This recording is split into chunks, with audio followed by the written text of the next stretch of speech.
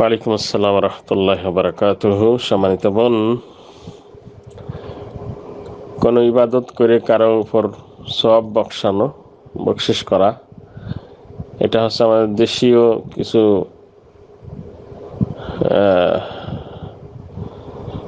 এক কথায় যারা বেদাতপন্থী তারা এই কাজগুলো করে। কোনো ইবাদত করে নিয়ে অবশেষে সেই ইবাদতের সওয়াব বকশানো হয়। প্রথমত সেটাকে এভাবে বলে, এই যে যা করলাম ইবাদত বন্দেগী, এগুলোর সওয়াব আপনি সোনার মদিনায় আল্লাহ রসুলের রওজা শরীফে পৌঁছে দেন, এটা আল্লাহর কাছে আবেদন করে। তামাম পৃথিবীর বুকে যত কবরবাসী আছে, মুমিন মুমিনা, মুসলিমা, তাদের কবরে পৌঁছাই দেন। এভাবে অবশেষে যার উদ্দেশ্য করে করা হচ্ছে তার ক্ষেত্রে বলা হয়, আল্লাহ এই সওয়াবগুলো আপনি তার কবরে পৌঁছে দেন, আমাকের কবরে নাম ধরে বলে আমাকের কবর পৌঁছে দেন। এই যে নীতিমালাটা হচ্ছে বেদাতি নীতিমালা, এটা হলো বেদাতি তরিকা। রসুল সাল্লাল্লাহু আলাইহি সাল্লামের কাছে সওয়াব পৌঁছানোর যে কথাটা, এটা সম্পূর্ণ বেদাতি কথা, ইসলাম বিরোধী কথা। এটা আল্লাহ রসুলের জন্য দোয়া করতে হবে না, আল্লাহ রসুলের উপর আল্লাহ রসুল দরুদ পড়তে বলেছেন, দরুদ পড়বেন, তার জন্য দোয়া করতে হবে না যে আল্লাহ তাকে জাহান্নাম থেকে বাঁচান, আল্লাহ তাকে রিজিক দেন, এ দেন, এইগুলোর কোনো খবর, এগুলো কিছুই করতে হবে না। তার জন্য তার উপর দরুদ পড়তে হবে, ব্যাস। তিনি বলেছেন দরুদ পড়তে, আল্লাহ বলছেন সল্লু আলাইহি ওয়া সাল্লিমু তাসলিমা, সেটাই করতে হবে।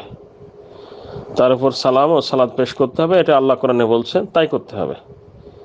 এবং তার আনুগত্য করতে হবে, তিনি যেটা নিষেধ করছেন সেটা করা যাবে না, যেটা করতে বলছেন সেটা করতে হবে। এর মাধ্যমে আল্লাহ রসুলকে ভালোবাসতে হবে। তো ঠিক এভাবে আপনি যেটা প্রশ্নে বলছেন, এই কাজ করা যাবে না। আপনার মা অসুস্থ, আপনি রোজা রাখবেন, তার জন্য রেখে বলবেন যে আল্লাহ এই রোজা রেখেছি, এটা আমার মায়ের কবরে পৌঁছাই দেন, এরকম করা যাবে না। তবে ওসিলা করা যাবে, ইবাদতের ওসিলাই তার জন্য দোয়া করা যাবে এভাবে, আল্লাহ আমি যে সিয়াম পালন করলাম, এই ওসিলায় আপনি আমার মাকে ক্ষমা করে দেন, আমার মাকে সুস্থতা দান করেন, আমার মাকে আপনি জান্নাত দান করেন, ইত্যাদি। বুঝতে পারছেন? আপনি টাকা দান করলেন, সাদাকা করলেন, সাদাকা করে আপনি বলতে পারেন, আল্লাহ এই সাদাকার ওসিলাই আপনি আমাকে ক্ষমা করেন, বা আমার মাকে ক্ষমা করেন, আমার ভাইকে ক্ষমা করেন, আমার পিতাকে ক্ষমা করেন, তাকে কবর আযাব মাফ করেন, তাকে জান্নাত দান করেন। এভাবে বলা জায়েজ আছে। বুঝতে পারছেন?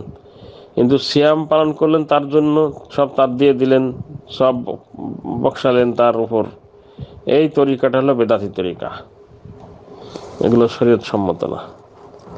আপনি নিজের জন্য সিয়াম পালন করলেন